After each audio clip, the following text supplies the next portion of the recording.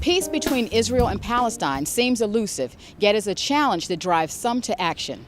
Mark Braverman, author of Fatal Embrace, Christians, Jews, and the Search for Peace in the Holy Land, talks about his journey to the region and shares his insight. What was it like for you to go with other people who came with the same mission, to go and to learn for themselves what they see local people are doing? How was that for you? Well, it was actually pretty shattering for me, Konyka, because I was raised here in America as a Jew, and if you're born in post-war America, I was born in 1948, which was the year that the State of Israel was created, and I was raised as a Jew, very much as a Zionist. It was pretty much inseparable from being raised, as a religious Jew. We actually, we bless the State of Israel. The State of Israel, not Jerusalem, but the State of Israel, in our prayers 3 times a day. So, and I had a lot of family background there as well. So, and I lived there as a young man, and was very, very tied to the place, and basically brought the Zionist narrative, which is that the Jews needed a homeland of their own, and that the Arabs hated us and wanted to destroy us. And I was aware that there were things going on in Israel that were creating problems for the human rights of the Arabs, as we called them. But I figured that was the price that the world had to pay for all the suffering that the Jews had gone through. Something inside me told me that that was not the whole story, which is why I ended up going with Interfaith Peace Builders. And it really tore me apart. Well, what happened was that not too far in, I realized that I was much more comfortable in East Jerusalem with Palestinians than I was in West Jerusalem with my fellow Jews. Because I could not accept what was being done in my name that clearly to me was so wrong. And if you want to talk about it that way, it was so basically injurious to Jewish survival and to the survival of the citizens of Israel. I knew that peace was not going to happen as long as we were trampling on the rights of the indigenous population. I learned in 1948, which is what I had learned to call the War of Liberation, Palestinians called the Nakba, which is the catastrophe, and which was the ethnic cleansing of 750,000 people. It's kind of hard to assimilate when you're raised with a totally different story. But it was where I was always going. And I realized that the only thing that I could do as a human being, as an American, as a Jew who had these values of human rights and of universalism, was to come back and to talk about it. The story then gets more interesting, which is what really led to the book, which was that I found that most of my fellow Jews were not interested in hearing what I had to say. And that the Christians, the non-Jews here in the United States, were very interested in hearing from a Jew that maybe everything was not all right with Israel and maybe it was okay to feel that way, and that didn't make them anti-Semitic. So when I came back,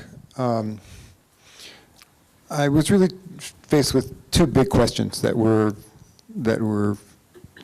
really plaguing me. Really, I had to get the questions answered. The first one was, why is my people doing this? Why are we doing this to this other people? And the other was, why are you, the American people, helping us to do it? And it does come down to a question of faith communities. Politically, the Israeli government and the Palestinian governments are not going to fix this. They are incapable of talking to each other, of making peace. It's not going to happen for all kinds of reasons. The only way there's going to be any kind of peaceful resolution is if the United States, which is still the most powerful nation on earth, comes in and really says to the people here, you have got to play nicely. And in fact, it's really about Israel. It's really about making Israel stop doing what it's doing, which is basically colonizing the entire territory. That's never going to work. It will always create violence. As Mike said, there's a lot of nonviolent resistance going on, both in Israel and in Palestine.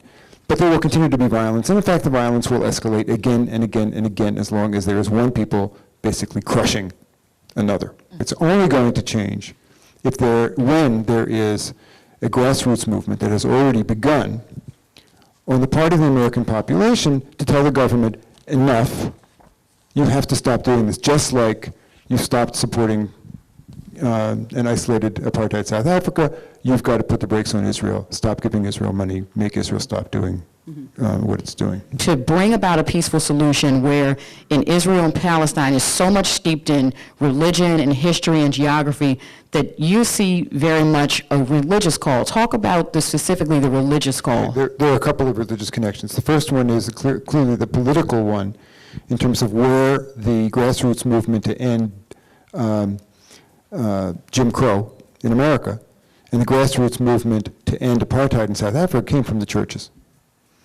And especially here in the United States, the government did not react and establish, and put through the Civil Rights Act and stop segregation until the population, not only black but white, said, this has got to change. And where did that happen? It happened inside the churches, and who were the leaders? It was Martin Luther King and other Christian leaders, and then Jewish leaders, Abraham Joshua Heschel chief among them, but many other Jewish leaders joined in. So that's what happened, and it changed the political wind, and the politicians put their wet fingers up in the air and said, that's the way it's blowing, this is what we need to do. So that's one connection. The other is Christianity in its origins was really about establishing a new kind of social order against empire, which tended to take care of the few at the expense of the many.